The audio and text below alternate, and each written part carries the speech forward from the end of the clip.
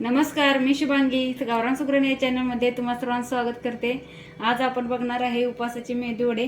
त्यासाठी इथं वरीचं पीठ घेतले, मिक्सरवरती बारीक करून घेतलेलं आहे।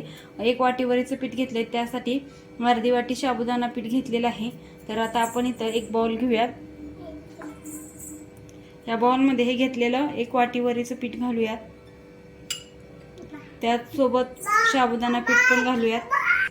याच पिठामध्ये आता 1 मिरची, कोथिंबीर आणि आल्याचा 1 तुकडा बारीक करून घेतलाय मिक्सरवरती, तो सुद्धा घालूया। आता इथे 1 बटाटा घेतलाय, तो आपण एक खिसणीवरती बारीक खिसून घालणार आहे।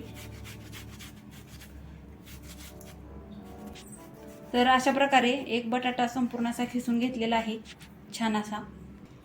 त्याचबरोबर ह्यामध्ये 2 चमचे शेंगदाण्याचं कूट घालूयात। थोडंसं मोठं मोठं वाटून घेतलेलं शेंगदाण्याचं कूट आपण इथं वापरलेलं आहे।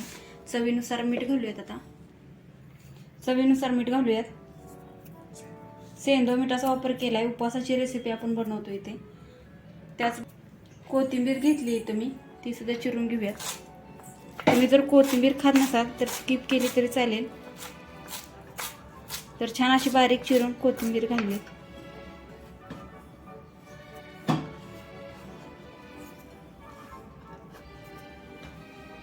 आता हे सर्व मिश्रण एकजीव करून घेऊयात। हाताने छान असं मॅश करून घेऊयात, म्हणजे एकजीव झालं पाहिजे। पहिला आधी पाणी घालायचं नाही। बटाट्यात जेवढं मिश्रण भिजेल तेवढं पहिला मिश्रण जे आहे ते भिजवून घ्यायचं छान असं, आणि मग लागलं तर यामध्ये पाणी घालणार आहे आपण। तर छान असं हाताने क्रश मळून हे पीठ जे आहे ते छान असं एकजीव करून घ्यायचं। तर यातमध्ये आता थोडंसं पाणी घालूयात। अगदी थोडं पाणी घालत हे मीठ जे ते मळून घ्यायचं। जास्त पातळ आपल्याला करायचं नाही, जास्त घट्टही ठेवायचं नाही। तरी ते एक छोटी 2 ते 3 चमचे मी पाणी वापरलेलं आहे। तरी छान असं मळून घेऊयात 1-2 मिनिट। तर बघा, छान असं मळून घेऊन 1-2 ते 3 मिनिटं छान असं मळून घेऊन छान असा गोळायचा बनवून घेतला आहे। जास्त घट्ट नाही, जास्त पातळ नाही, असा गोळा बनवून घेतलेला आहे। आता हे 5 मिनिटासाठी आपण ठेवून देऊयात। तोपर्यंत चटणी बनवूयात मेदूवड्यासाठी लागणारी। तर चटणीसाठी लागणारं साहित्य: शेंगदाणे घेतलेत, वरची सालं जे ते काढून घेतले, 2 मिरच्या घेतलेत, चवीनुसार मीठ, कोथिंबीर आणि वाळ्या नारळाचं खोबरं जे ते खिसून घेतलेलं आहे। ते सर्व एकदम एका भांड्यामध्ये आपण आता मिक्सरच्या घालणार आहे। अगदी 2 मिनिटांमध्ये ही चटणी जी आहे ती तयार होते, आणि खायला सुद्धा खूप सुंदर अशी ही चटणी लागते। आता हे सगळं आपण मिक्सरला फिरवून घेणार आहे। तर बघा, इथे अगदी 2 मिनिटात तयार होणारी उपवासाची चटणी जी आहे ती आपली मस्त अशी तयार झालेली आहे। आता आपण मेदू वडे करून घेऊयात। परत एकदा हे मिश्रण छान असं मळून घेऊयात। तर हे पीठ छान असं एकदा मळून घेतले परत एकदा। आता यातला एक छोटासा गोळा घेऊयात, असा गोल करायचा हातावरती। संपूर्ण चिरा जे आहे त्याच्या मुजवून घ्यायच्या, आणि बरोबर मध्ये त्याला गोल असं पाडून घ्यायचं आहे। दोन्ही बाजूने छान असं गोल असं गोल पाडून घ्यायचं। परत इथे थोडंसं मी पाणी पण घेतले। अशा जर चिरा पडत असतील तर ते पाण्याने असे मिजवून घ्यायच्या, जेणेकरून आपला वडा जो आहे ते तेलामध्ये सुटणार नाही। संपूर्ण बाजूने असं। तर बघा, असं हाताने फिरवत हा मेदू वडा तयार करून घ्यायचा। तर असेच सगळे राहिलेले मेदू वडे आपण तयार करून घेऊया।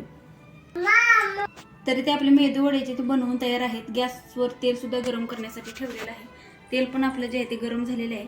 त्यामध्ये तयार केलेले मेदू वडे जे आहेत ते सोडूया।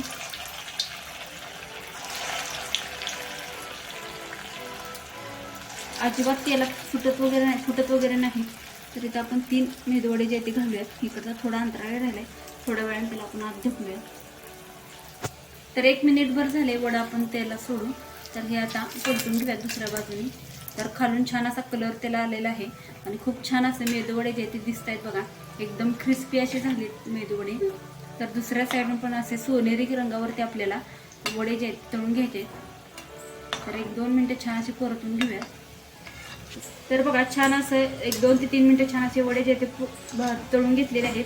छान असा सोनेरी कलर आलाय, त्यात आपण काढून घेऊयात। खूप मस्त आणि क्रिस्पी असे झालेले आहेत, बिना तेलकट, तेल सुद्धा जास्त धरत नाही। तर राहिलेले वडे सुद्धा असेच तळून घेऊयात। ह्याचा कलर दिसत नाही। अशा प्रकारे आपले झटपट असे उपवासाचे मेदूवडे जे तयार झालेले आहेत, हातात घेऊन बघितलं तर तेल सुद्धा असं तुम्ही दाबलं तर तेल हाताला लागत नाही, तर आणि वरून सुद्धा खूप क्रिस्पी आहेत. तर खूप छान असे आपले उपवासाचे मेदूवडे इथं तयार झालेले आहेत.